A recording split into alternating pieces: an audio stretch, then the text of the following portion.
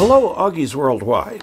I'm Dave Kassler, amateur radio call sign KE0OG, here with another episode of Ask Dave. I'm answering a question from a viewer who is a brand new technician, just got his license, just got his radio, and he would like someone to walk him through just what he does to get that radio on the air. Okay, so let's do that. What I have here is a Radioddity GS5B. This radio came direct. It was for review. It is an FM only radio, dual band. Okay, so it's dual watch, dual PTT, got a color screen, USB charging even. Okay, so let's take a look. We're going to open the box. Now, I've already taken all the wrapping and stuff inside out. The first thing we have is some paperwork that actually is shipping paperwork that Radioddity had to put in here in order to ship a lithium-ion battery internationally. This is the most important thing in the box right at the moment, and that's the instruction manual. And if we look at the instruction manual, it's going to have a list of everything in the box. So let's just go through here. It says, what's in the box? And it's listed radio body, antenna, lithium-ion battery, charger, adapter, belt clip, hand strap, and a user manual. Okay, sort of a self-reference right there. So let's go through just what you would do. Usually the battery, by the way, this is the adapter for the programming, usually called the programming cable. But this one came with the programming cable here. It's got the same style that Kenwood uses on all these. I suspect the actual manufacturer for this was Baofeng.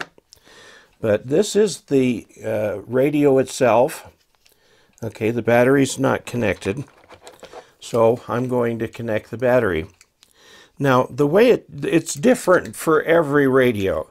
Some you do this, some you slip up, some you pop in like this, others you pop in like this. It's different for every radio. And I've already got my tool for doing this because this has a screw to hold it in place. And I have a very sophisticated tool for it, a US penny. So we're going to put this in like this and come down here, and with the penny we're going to turn the screw several times. It's not just a simple lock or unlock. We're going to turn it to put it all the way into the radio.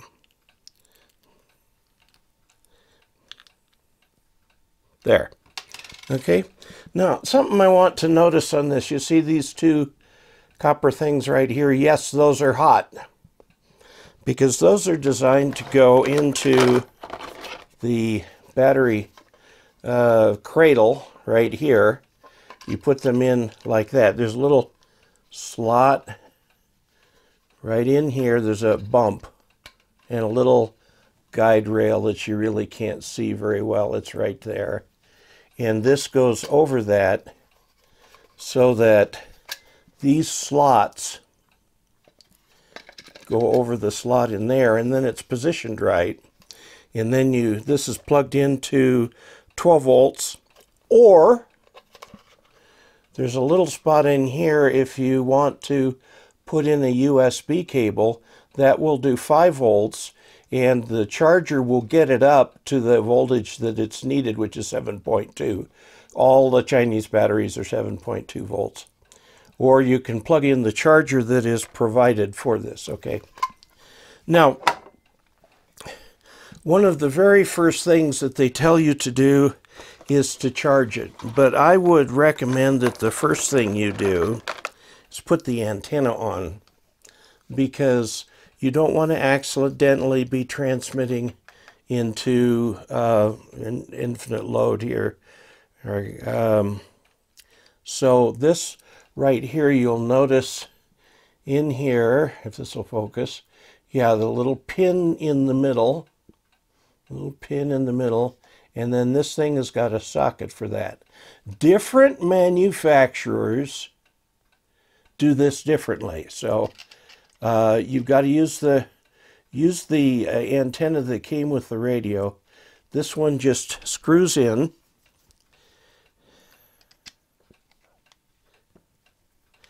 Okay.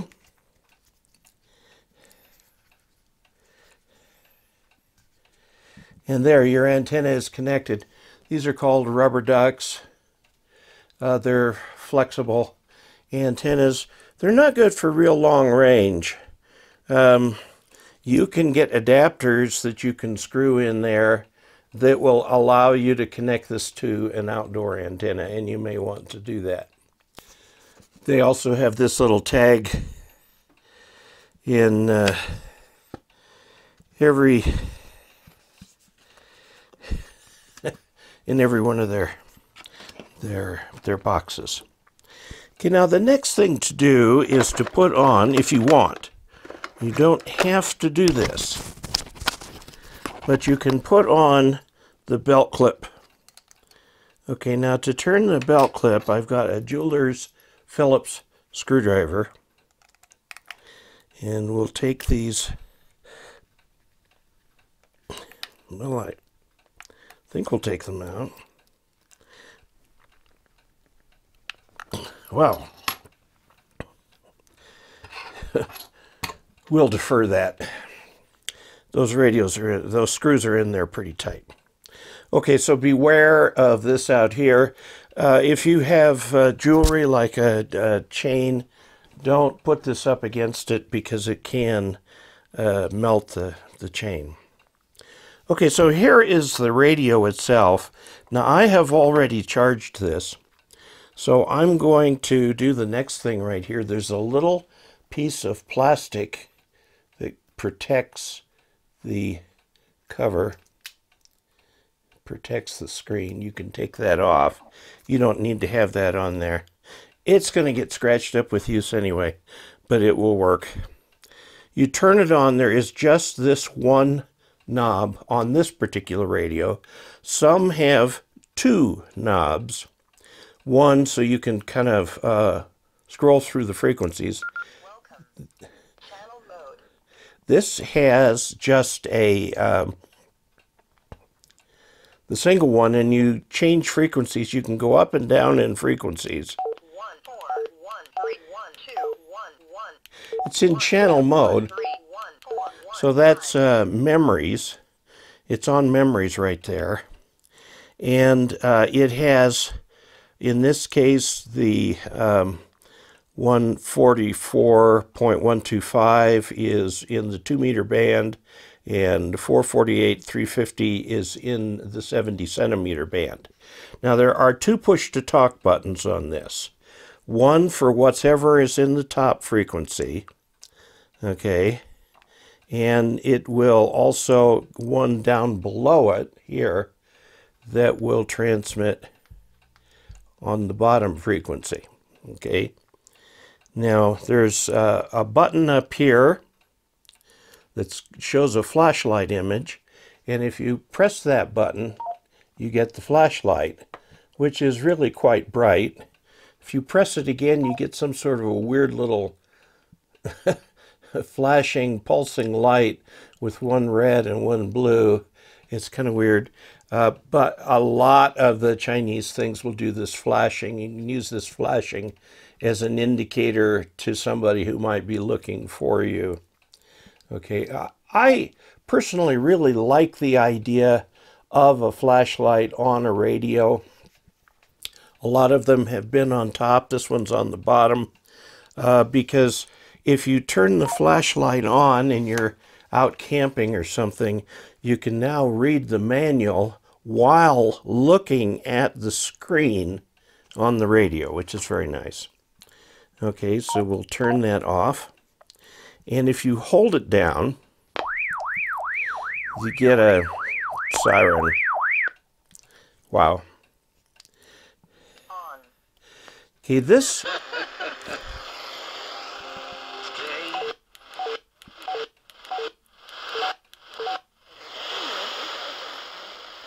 Okay, you have to press, we're in channel mode, so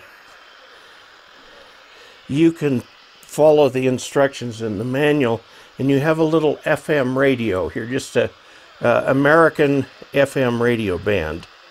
And leave that on because I'll get a copyright strike for that. So, okay, but then this, you turn it off and turn it on, it'll take you back to the ham radio mode. Or if you're in the FM mode, you can just press that again. Now, if you hold that for a long time, oh, this doesn't have anything pressed in there. Okay, so Channel mode. now you can read the instruction manual very carefully for the different modes. Channel mode is Chinese for memory mode or memory recall. And frequency mode is the Chinese for the VFO, where you can punch in your frequencies directly on this. Okay, now let's look over here on the other side. We have, this is where the programming cable goes. That's this right here. And also there is, packed with this, and it's funny how it goes up like this. Note that that goes up. And you need to make sure they're pressed in all the way. And then this has the kind that you clip on the back of your shirt, and you stick this earbud in your ear, and it's got this little stretchy thingy, so it makes you look like a Secret Service agent, or sort of. And there is a, down here, there is a push to talk button right there. This will clip on your shirt. A push to talk button, and a microphone, I believe, is in the push to talk button. So it'll be hanging like right here, and you'll have this thing up in your ear like that, and you can make the thing work very easily. Now, one thing they include in here is an extra one of those little earpieces. So you've got an extra one, okay. Now, let's see what else we need to talk about. To charge it, let's take this out. Okay, to charge it, you can either put, now you can charge it directly on the radio. See on the back there, there is a USB connector right there. If you connect that to your computer, some power supply, you can charge the radio on the go. Or you can place it in the charger like that, and down on the bottom you will see that I can plug in the charger right here. Okay, or I can plug in that right there, the little mini USB port, which is not supplied. The only thing that is supplied is the charger cable. Okay. One reason you might want to do that is to leave this on your desk, so that when you're back from a field trip, you just plop it into the charger and it will charge. Now, one of the things radios usually recommend is don't leave them on while they're in the charger. Okay. This is a lithium-ion battery. It's very light. This up here glows red.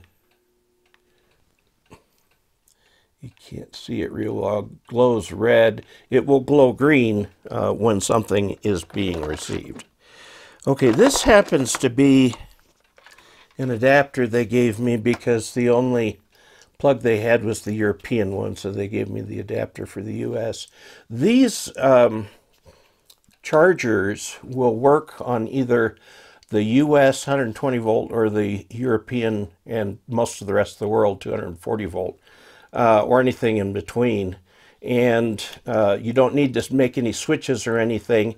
If you were to plug it into a European 240 volt outlet, it would work fine.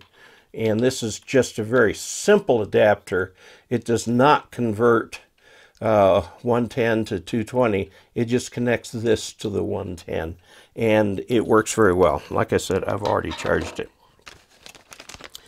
Okay, now let's talk about the programming cable. I can get it open. Okay, here's the programming cable. Now, the programming cable again goes like this. The radio needs to be on when you're going to program it, so we'll turn it on. Radiodity, you've got to go up on the website and download the driver. Install the driver before you plug in the cable, okay? And then the software, which will look an awful lot like a spreadsheet. And then you program it from there. Transmit is on the frequency that the receiver or repeater wants to hear. And you usually put in a receive frequency separately on 2 meters. They are 600 kilohertz apart. And there will be a plus or a minus in the repeater listing. The plus means that you transmit on a frequency that's above, and the minus means you transmit on a frequency that's below. Okay? And the frequency that is published is what you receive on here. Okay? Now, so let's just, again, mentioning if you're just using it as a handheld, this is a nice little radio, but you've got to have that in place for this to be completely water resistant. It's water resistant as in you're out working in the rain or something like that. It's got a little bit of resistance, I think, to a few centimeters of depth in case you drop it in a puddle. It's pretty strongly built. Okay, so you turn it on to the frequency that you want. Okay, to transmit, you hold it, it's usually right there on the radio, and this is the main push-to-talk button. This one happens to have 2 push-to-talk buttons. But right there, you put it up to your mouth like this while pressing that button and transmit. Okay, so you're holding it up to your mouth about this far, about 2 inches away. If you're down here, the volume will be very low. You need to get it up to your face. You don't want to yell into it. You speak in a normal inside voice into the radio, and other people will be able to hear. You will be able to set the adjustment here for the volume of the incoming. One good way of doing that is when you first turn it on, there's a voice. Welcome. Channel mode. Okay, there you can set the volume right there, would be about right. And of course the squelch goes in place. Now, one of the biggest problems that are mentioned with first-timers when they first turn on their radio, they turn it on and that's what you hear. Nothing. Okay? You need to learn from your local club to find repeaters in your area. You are going to use repeaterbook.com. Repeaterbook.com, okay? And you can donate to it if you want. Here's the North American one right here, Repeater Book United States. Choose country United States. Let's go to Colorado. Okay. And Colorado. Okay, and there are all kinds of things. Let's pick a town like Montrose. Okay, we're in Montrose. Is this city town? Okay, Montrose right there, Montrose.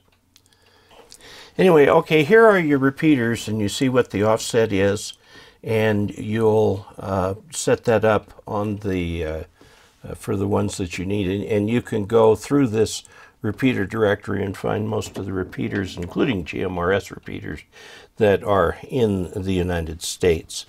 Now, I'm going to let's go here to, let's see, here it's in downloads,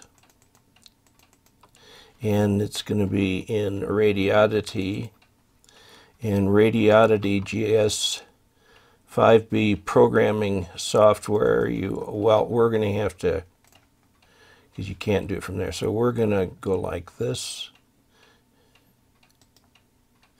And we're going to extract all. Okay, it's all extracted. It's in here now. And we've got the driver. And we're going to go Windows 10 driver. Turn that. We're just going to.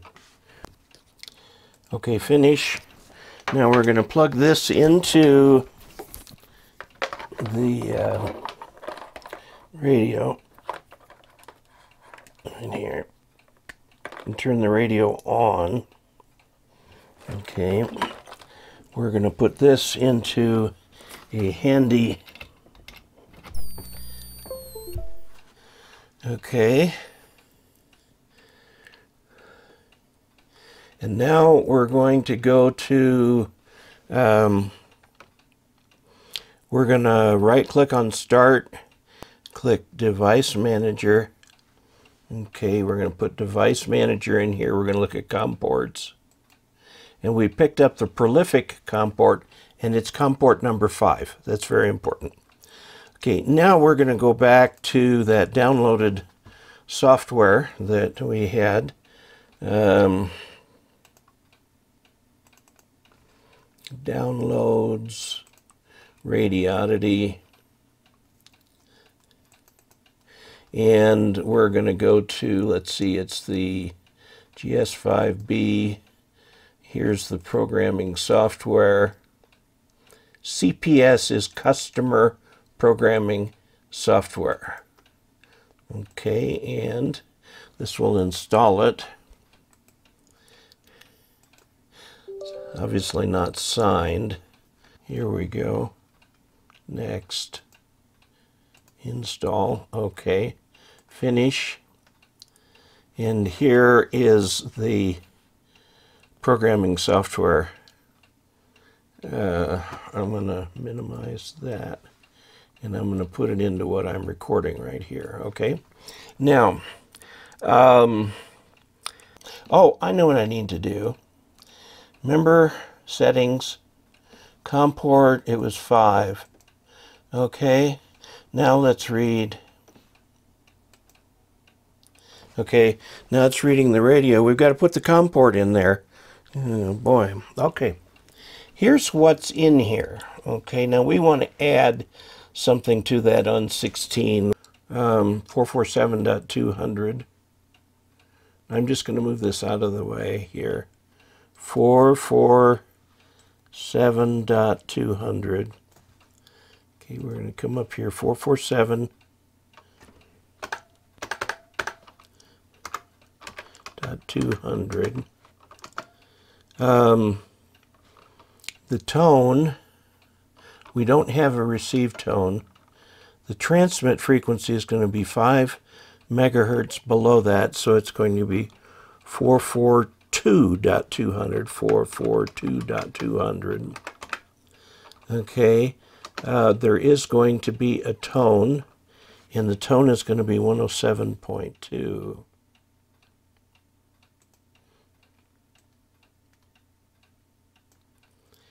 Oh, come on. 107.2. High power, wide, PTTID, busy, scan add, signal, name, I'm just going to call this Water Dog. Encryption off. Okay, and it put the transmit enable in there once we got the thing all full. Now the next thing that we need to do is write this to the radio. Okay, and we're writing it to the radio.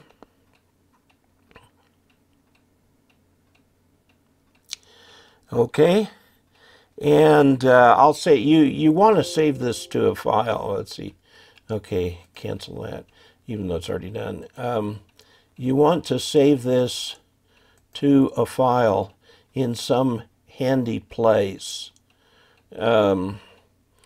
This is on the local disk under the CPS 500. That's not a good place for storing data. You want to put this, like, for example, in Documents, in Ham Radio, and I'm going to create a folder called GS5B. Okay, and we'll go into that folder and save what we put in there. And the file name is Waterdog. Okay, because that's the name of the mountain, and it's a DAT file. Okay. Now, let's unplug this from the programming cable, and I'm going to turn it on again. Welcome. Channel mode. Okay, and we're going to go to channel 16. Okay, it says Waterdog right there. Okay, so I'm going to try transmitting on it. Okay, we got through to it, and that sounds like a pretty good signal. This is KE0OG testing a new radio. Can somebody give me a signal report?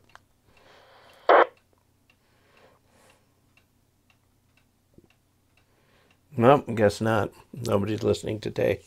It's a Monday. Everybody's at work. KE0OG listening. All right, there you have it. You've had what I've done is what I would do if I got a brand new radio. How to use it, how to program it, where to find the list of repeaters. Note that you'll want to look up nearby towns too, because you'll see them in there.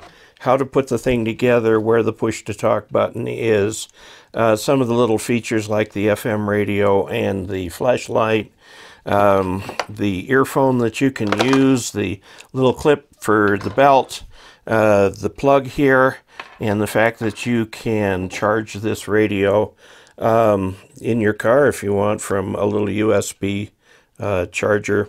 So quite a few things that you can do. I've also talked about the instruction manual, which you will want to read very carefully. So there you have it. Thanks very much for watching. I hope you found this helpful. It's something that a brand new technician would need to know. And I am very grateful for your time today. Please subscribe, please click like. Also, if you'd like to help this channel financially, you can go to dcasler.com/support, where there are a variety of ways, including a very simple to use tip jar. In the tip jar, you can choose how many units of $1 that you might like to throw in. And until we next meet, 73.